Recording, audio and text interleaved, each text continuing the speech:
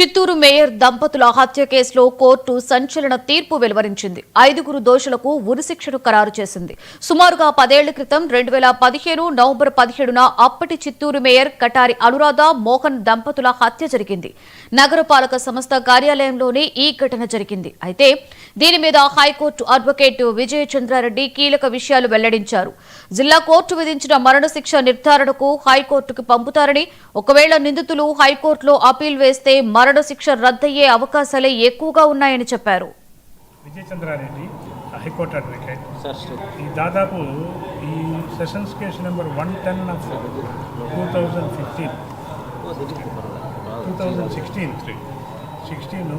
ఈ యొక్క sessions case 15/11/2015లో జరిగిన మేయర్ మర్డర్ కేసు సంబంధించి సెషన్స్ కేసు ఇది 15వ సంవత్సరంలో జరిగింది. తర్వాత ఇన్వెస్టిగేషన్ తర్వాత ఛార్జ్ షీట్ వేశారు. దాన్ని వేసిన తర్వాత సెషన్స్ కేసు నెంబర్ 110/2016గా రిజిస్టర్ అయింది. దీంట్లో ఇది దాదాపు 136 మంది విట్నెసెస్ నమోదు చేశారు.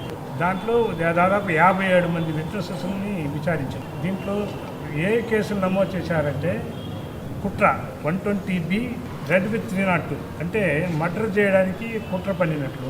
2 ఆ కుట్ర murder in పర్సువెన్స్ of the conspiracy, ఆ కాన్స్పిరసీని ఆధారంగా చేసుకుని మర్డర్ చేసినట్లు.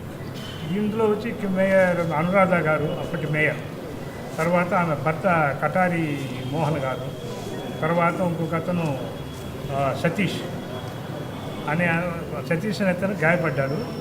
కటారి మోహన్ అనురాధ గారు చనిపోయినారు. ఇది దాదాపు చాలా పెండింగ్ తర్వాత సుప్రీంకోర్టు దీని మీద చర్య తీసుకుని